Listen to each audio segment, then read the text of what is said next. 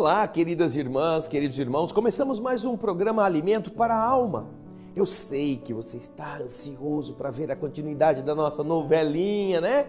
O povo adora uma novela, mesmo quando é espírita. Ainda assim, vale a pena esperar, porque o capítulo de hoje é muito interessante. É a continuação daquilo que no programa anterior nós já estávamos vendo. O livro é Na Seara do Bem. E nós estamos apresentando as imagens do projeto. Imagem com os bastidores de uma reunião espírita, na casa espírita. O que acontece no centro espírita quando uma pessoa fisicamente comparece? Ela não vê o mundo invisível, não é mesmo?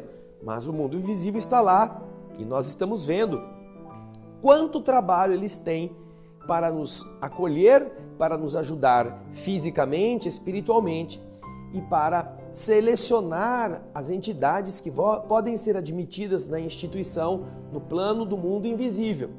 Bem, nós vamos parar de falar e vamos começar logo, porque eu não quero que você tenha nenhuma síncope nervosa de ansiedade. Vamos lá, vamos pegar o livro. O capítulo é o capítulo 9. O título é O Serviço de Seleção. O slide que você vai ver agora é esse que já está aqui, ó, na televisão aqui do meu lado, aqui, ó, aqui, isso. Mostra uma movimentação dos encarnados que estavam entrando. Era uma grande movimentação, homens, mulheres, jovens, crianças. Os adultos se acomodavam no salão, as crianças e jovens seguiam para o departamento da evangelização infantil, naquele clima de alegria, ou quase de bagunça que eles adoram, né? Agora, inúmeros espíritos desencarnados foram trazidos à reunião pelos servidores do setor de vigilância. Estavam recebendo assistência, apresentando recuperação e eles também foram conduzidos e acomodados naquele auditório que fica acima do auditório dos encarnados. E que você já viu lá no começo que havia aqueles 2 postos de vigilância tomando conta deles. Agora, essa imagem que você está vendo, esse é o auditório e lá em cima tem um balcão, está vendo ali, ó? Ali os espíritos que eles estavam sendo tratados, eles ficarão já acomodados. Mas vamos voltar ao slide principal, porque ele vai falar sobre esse portão de acesso. Ele está explicando, olha, que no portão de acesso ao centro, um halo, um círculo luminoso cercava toda a instituição, protegendo-a dos espíritos inferiores. No local de acesso, um aparelho abria uma pequena passagem para a entrada e seleção dos desencarnados. Lá fora, na rua, junto dos encarnados que agora iam entrando também, uma turba de espíritos se agitava. Essa turba era atraída pela movimentação dos encarnados e pelas luzes espirituais que ali estavam. Muitos que estavam ali como espíritos blasfemavam, gritavam, zombavam, gargalhavam, enquanto outros sofredores imploravam auxílio. Havia aqueles que gritavam: nós queremos entrar, deixe-nos passar, exigimos o paraíso, queremos o céu. Vocês estão vendo ali, ó. Volta lá a imagem. Aí, isso, na calçada ali, os caras com os braços para cima, aqueles espíritos escuros, todos eles, nós queremos entrar aí, é o paraíso. Por que eles estavam gritando? Esses espíritos acreditavam que aquele portal de luz fosse a entrada para o paraíso, para o céu, que eles estavam esperando, que eles exigiam. Alguns deles faziam do título religioso uma mera carteira de identidade, esquecidos da vivência cristã e da melhoria interior. Eu fui dessa religião, fui daquela religião, eu fazia isso, eu fazia aquilo, vocês têm que me deixar passar. Mas não melhoravam, apenas iam nos lugares, não se transformavam. Então, o que acontecia? Os trabalhadores da vigilância selecionavam todos os que se candidatavam à recuperação. Aqueles que estavam no clima de revolta não podiam entrar porque eles iriam perturbar os desencarnados e os outros vivos que estavam assistindo à preleção. Essa seleção de espíritos que podiam entrar e de espíritos que não podiam entrar, ela era feita por aqueles aparelhos chamados de capacitores vibracionais, que identificavam aqueles espíritos que demonstravam sincero arrependimento e verdadeiro desejo de se renovarem. Então, eles eram encaminhados ao auditório, eram informados da necessidade do silêncio e recebiam os primeiros socorros da equipe de enfermagem. Vejam só aí, ó, ali na calçada, vocês estão vendo que do lado esquerdo dos encarnados, os encarnados são os coloridos. Agora, os outros que estão em cinza são os espíritos. Há uns caídos, outros gritando do lado esquerdo dos encarnados. Mas à direita, existem alguns espíritos branquinhos, transparentes, com os braços estendidos, recolhendo entidades escuras. Estas são as entidades que ele está se referindo, que eles estão acolhendo porque elas já estão desejando ser ajudadas. E elas serão elevadas para aquele auditório que os espíritos estão se referindo. Agora, André, e aqueles coitados revoltados que estão lá fora, ninguém ajuda? A esses que não podiam entrar, conta-nos o Tonini. Joel, que é aquele dirigente espiritual, ele dedicava alguns minutos da prece quando terminava aquelas tarefas que eles estavam realizando lá dentro. Não havia esquecimento de ninguém, mas eles não podiam entrar. Agora vejam só, entraram os encarnados, chegaram da rua, chegaram espíritos necessitados, cada um com os seus problemas, com as suas ideias, com as suas dificuldades. Então, o que lá dentro nós encontraremos nessa casa espírita? Havia um ambiente em que a música ajudava a harmonizar as pessoas que estavam lá. Você vai ver o slide aí. Estes focos luminosos eram propiciados por um rapaz que estava com um violão tocando. Nem todas as casas espíritas possuem alguém tocando. Ele está aí, algumas têm pessoas que fazem isso, e essa voz ajuda a melhorar a harmonia das pessoas. Mas quando não tem alguém que toca, o som ambiente faz isso. Um som harmonioso se espalhava. A plateia assumia um comportamento diferente daquele que até então ela demonstrava. Os semblantes, os rostos pacificavam e os pensamentos se harmonizaram, acompanhando a linguagem poética da música.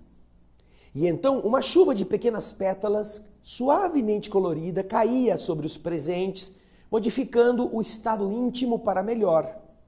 Então você observa a importância desse instante em que nós nos sintonizamos com as coisas elevadas. E é natural que através da melhoria do nosso estado emocional, também os bons espíritos podem ir melhorando a nossa condição. Foi então que Tonini quis saber se a música era essencial, mas Marcos, que era aquele que estava ajudando, disse, olha, essencial não é, mas a música auxilia na desintoxicação mental das criaturas. É boa, ajuda para fazer as pessoas pensarem a respeito de coisas bonitas. Bem, passada essa parte, que deve ser um trecho pequeno, um trecho que não se alongue demais, porque senão também a música cansa, sobretudo quando as pessoas têm que cantar junto, essas coisas todas, né? Nós vamos encontrar o capítulo seguinte falando da prece inicial. Vamos ver o slide que você já está vendo aqui na TV, olha, você vai ver na tela agora. No horário previsto para o início da reunião, o dirigente encarnado, aquele que está de pé no centro, convidou todos os presentes para que orassem. Então, o Marcos, que é o cicerone do Tonini, convidou a que ele, o Tonini, se mantivesse com o sentimento elevado, mas permanecesse observando. Ali onde estava o dirigente encarnado, na tribuna, ele começava a oração, enquanto o dirigente espiritual, o Joel, bem assim atrás dele, assim você vê à direita, entre a mulher sentada e o dirigente encarnado em pé, o Joel estava lá, fazendo a oração também, no plano espiritual. Às vezes, o dirigente encarnado pegava a ideia, filtrava as palavras do Joel, sem perceber que ele estava sendo intuído. Uma tênue luz irradiava dos presentes que estavam ali no ambiente, enquanto que do tórax de Joel, você está vendo aí, olha, do tórax, do peito do dirigente espiritual, a luz era uma claridade intensa, elevando-se na direção do alto. E logo depois vieram, em resposta, todas as gotas de fluidos, como chuva que caiu sobre os que estavam ali no ambiente, provocando uma sensação de paz, de reconforto. Porém, sabe o que acontece? Nem todos os que estavam sentados ali assimilavam esses recursos que vinham do céu. Não. Ai, meu Deus, eu vou ter que receber minha sogra amanhã. Ai, que chatice.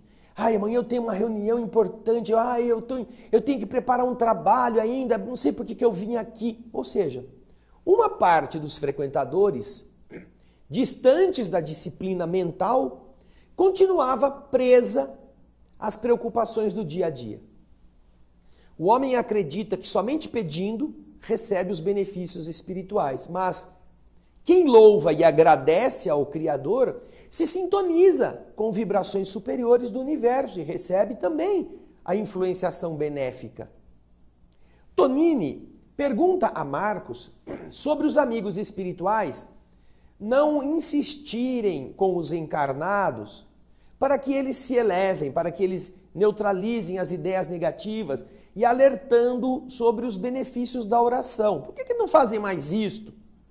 O Marcos então diz para ele que todas as religiões já fazem esse trabalho, falando da oração, mas só com o amadurecimento das criaturas é que cada um poderá um dia avaliar verdadeiramente os valores da prece. Só quando a gente amadurecer. É como, por exemplo, quando o pai fala para você, você é criança, não comer tanto doce, não comer tanto chocolate, isso faz mal. Ou ele fala, escova o dente, escova o dente, escova o dente, e a gente não escova. Só quando a gente tiver dor de dente por causa da cárie é que a gente vai ver, puxa vida, né? Se eu tivesse feito o que meu pai tinha pedido, minha mãe tinha ensinado, eu não estava com essa dor agora. É a maturidade. Bem, mas o que acontece agora? Depois da oração, vai começar a explicação, vai começar a palestra. Veja o slide aí. Agora já é um pouco diferente. Olha só.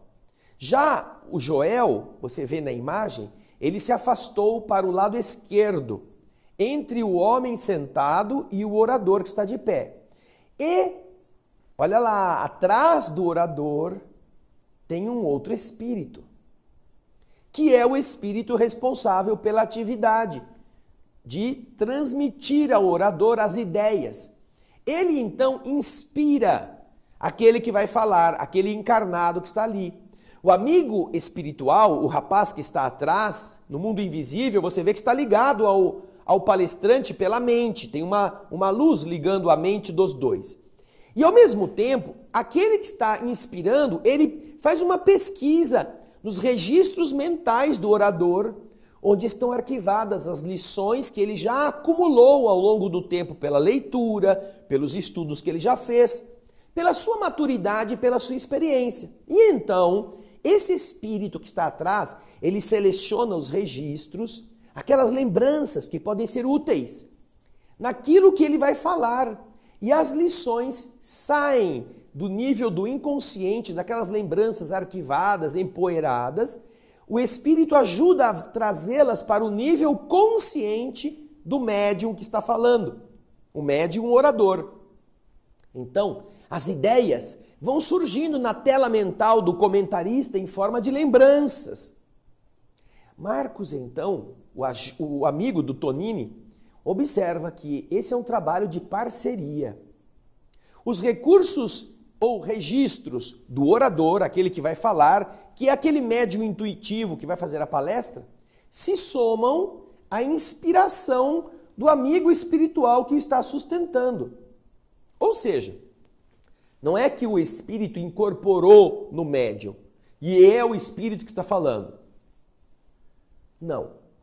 Quem está falando é o orador encarnado. O orador não é um microfone através do qual falam os espíritos, mas é um instrumento ativo do fenômeno intuitivo. Quem fala é ele. Mas os espíritos que estão ajudando, no caso aquele espírito que estava atrás, começa a colocar ideias para que ele vá construindo a casa do pensamento. Daí a responsabilidade daqueles que são os veículos da mensagem evangélico-doutrinária através da palavra. Não basta deixar, eu não fiz nada, mas os espíritos vão falar por mim. Não! É necessário não apenas o estudo do que se vai falar, mas é necessário viver aquilo que depois vai ser falado. Viver antes, saber das lutas, saber dos problemas.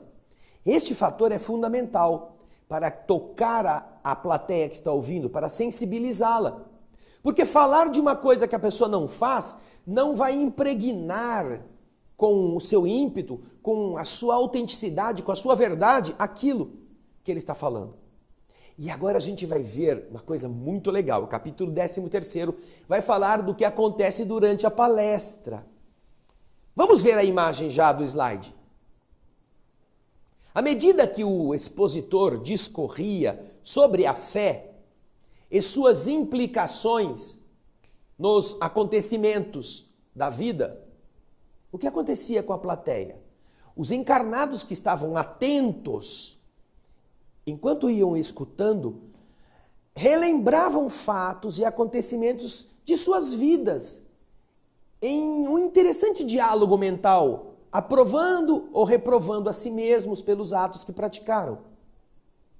Mais do que um aprendizado, ouvir atentamente uma palestra evangélico-doutrinária significa realizar uma profunda avaliação da vida. Uma palestra pode influenciar os ouvintes interessados mais do que se possa pensar.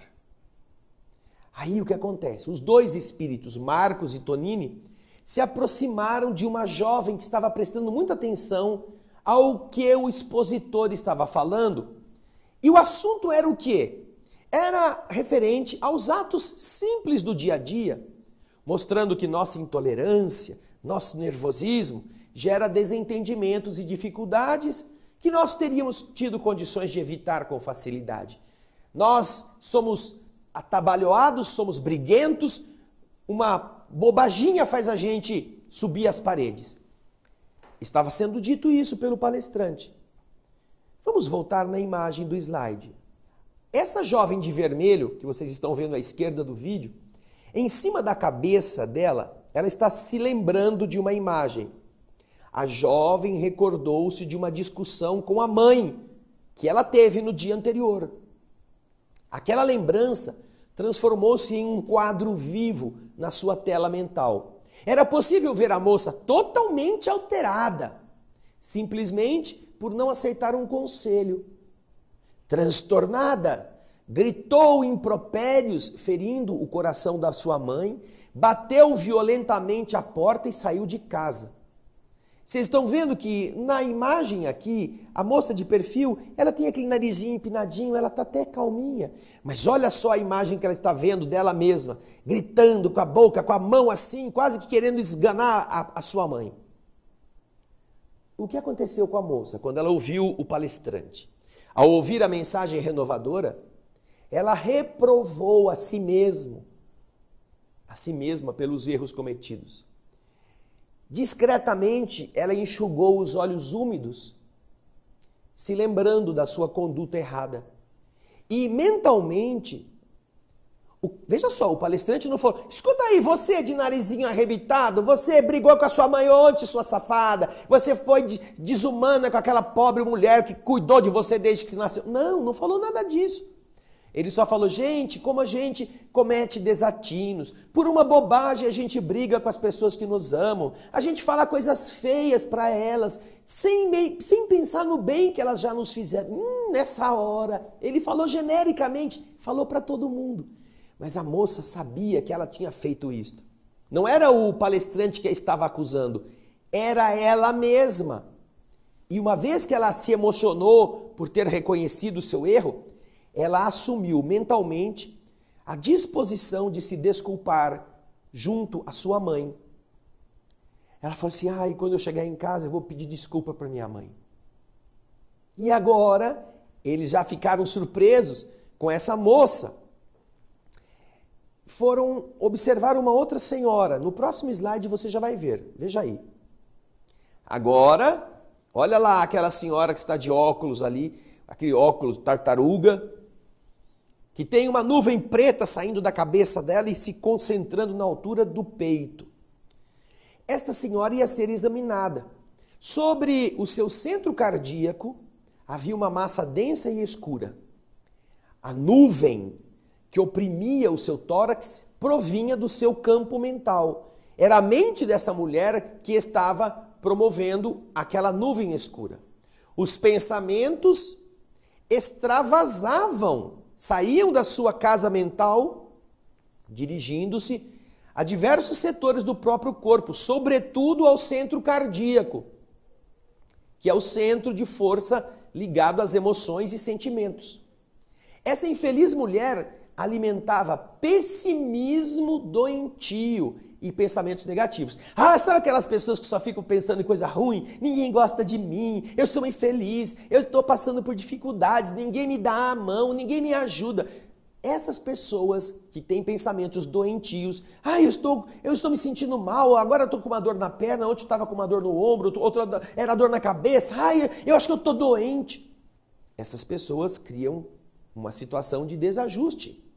E Marcos, então, comentou com o Tonini, você vai ver os dois conversando aí no slide, que se essa mulher não modificar a forma de pensar, ela será uma séria candidata aos desequilíbrios orgânicos, doenças físicas reais. Enquanto eles estavam conversando, o instrutor que estava falando, o palestrante, o expositor, fez comentários sobre o poder da fé. Falou com vigor, com entusiasmo, sobre coragem, confiança e esperança. Então, essa mulher que estava escutando, sob esse influxo das palavras de bom ânimo, carregadas de otimismo e de alegria, ela passou a emitir vibrações mentais luminosas, positivas. E aos poucos, as sombras do coração foram sendo eliminadas. Marcos, então, que está ali com a mão apontando para a mulher, o Tonini é o careca, lembram disso, né? Ele então explica para o Tonini que aquela senhora havia sido auxiliada pelo evangelho que ela ouviu. Mas só se ela mudar o seu comportamento mental, ela vai voltar a ter saúde plena ou a ficar de novo doente. E é neste sentido que nós devemos atender a essa máxima do Evangelho. Ajuda-te que o céu te ajudará. Muda os pensamentos e você verá que também as doenças que eles produzem, elas começam a diminuir até que sumam. Mas essa senhora ia depender dela mesma. Mas será que acabou? Não, não acabou não. Outras coisas interessantes que acontecem com as pessoas que vão assistir palestras do Centro Espírita. E acham, eu vim aqui para tomar o passe, essa falação aqui me cansa. Eu tenho outras coisas para fazer. Vamos ver o slide seguinte, veja só. Agora eles estão olhando para um senhor, esse pestanudo aí, com essas taturanas em cima do olho. Parece que ele está muito atento naquilo que está sendo falado, né? Olha o que está acontecendo. Diz o Tonini para a gente, olha, na plateia numerosa, muitos frequentadores não registravam os apontamentos esclarecedores. Apenas escutavam, mas aquilo não fazia sentido nenhum. Alguns permaneciam presos às suas preocupações familiares ou profissionais, criando verdadeiros quadros mentais que mostravam isso, saindo do seu psiquismo. Olha lá, este homem está sentado na mesma poltrona onde ele trabalha, pegando um monte de papéis. É nisso que ele está pensando. Eles então pararam diante de um simpático senhor que, com os olhos fixos numa janela do vasto salão, parecia vislumbrar acontecimentos distantes. Do seu pensamento, da sua tela mental, imagens muito nítidas mostravam suas preocupações profissionais. Estava pensando no escritório. Não era um assunto sério, mas eram as questões rotineiras do seu trabalho. Marcos, que está explicando as coisas para o Tonini, lembrou que o homem distante dessa realidade espiritual que ele estava ouvindo entrega-se tão somente ao trabalho profissional, aquele que mantém o pão de cada dia e lhe atende às demais necessidades. Mas, se com o dinheiro que ele ganha, o homem pode suprir todas as necessidades, não consegue com o dinheiro alcançar a paz de espírito. E é isso que leva Jesus a dizer que nós devemos primeiro buscar o reino de Deus e que tudo depois nos seria acrescido. Mas é quase sempre esse pão do espírito que a gente deixa para o segundo plano. A gente quer mesmo é o pão da barriga. Né? E o sono? Sono? Ai, foi só eu sentar aqui nessa poltrona, me deu um soninho. Será que acontece isso nas igrejas? De qualquer religião? Será que o povo senta lá para ouvir a palestra, para ouvir o padre, para fazer... Eu acho que é por isso na igreja católica o povo fica senta, levanta, senta, levanta, senta, levanta. É uma forma que a igreja encontrou, eu acho, para fazer os dorminhocos acordarem. Ele estava pegando no sono, opa, levanta aí, todo mundo, ele levanta também, acorda um pouquinho. Aí quando ele cansa, ele senta. Então, eu acho que deve ser uma estratégia sem nenhum desrespeito aos nossos irmãos católicos. Já os evangélicos, eles têm aquelas coisas de gritar, né? Gritar, cantar, e aleluia, aleluia. Então o povo não consegue dormir. Mas no centro espírita é aquela musiquinha suave, é alguém falando do evangelho com um tom de voz adequado, e é a pessoa que chegou da rua, chegou do trabalho, se sentou um pouquinho lá e... Aí quando fez a prece, que já apagou um pouquinho a luz, aí ele já embalou, né? Já pegou o caminhão na descida. Já sabe aquele caminhão na descida? Eu vou dormir. E dorme. Será que acontece isso soninho? Veja só. Eles estavam vendo as pessoas sentadas na plateia, não é? Olha lá, você vai ver o carinha. Ó, tem muita gente dormindo nessa imagem aí, ó. Ao prosseguir nas observações, Tonini notou que alguns dos ouvintes dormiam profundamente e perguntou a Marcos se aquilo era obsessão. Marcos disse, olha, há muitos irmãos que dormem durante as reuniões simplesmente porque eles não cultivam a atenção, não gostam de prestar atenção. Dizem que é muito difícil acompanhar o raciocínio do orador, mas eles são capazes de assistir com muito interesse durante horas a um filme complicado, um filme de ação, de suspense, de detetive, de Sherlock Holmes, quem matou quem, e ele fica acordadão. Outros se dizem cansados depois de um dia de muito trabalho e por isso se entregam ao sono. Tonini insiste na pergunta sobre a obsessão, mas ele não pode estar obsedado e Marcos confirma que há companheiros que ficam presos aos seus perseguidores espirituais por meio de uma intensa hipnose.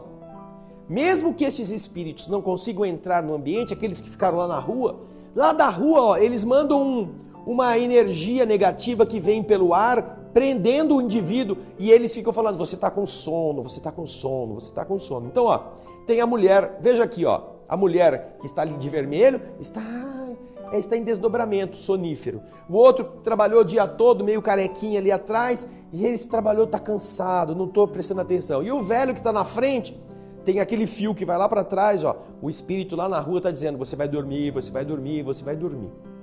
Então. Puxa vida, mas você não pode dormir, você não pode dormir, você não pode dormir. Porque na próxima semana nós vamos acompanhar o que vai acontecer na sequência. Nós vamos ver coisas muito legais. Mas você está vendo como os espíritos sabem tudo o que está acontecendo com a gente numa reunião espírita? E sabem como é importante o nosso pensamento estar focado. Que a palestra é, mais do que o passe magnético, a palestra é a forma de nos limparmos dos nossos equívocos. E quando você entende isto, você se ajuda. A casa espírita não é a casa do capeta, não é a casa de Satanás. Ali há paz, ali há elevação, ali há amigos espirituais que nos ajudam. Mas é preciso que a gente se ajude, tá bom? Eu espero você na próxima semana, hein? Porque na próxima semana a gente pretende terminar este livro. Muito obrigado pelo seu carinho, pela sua audiência. Até o próximo programa e muita paz.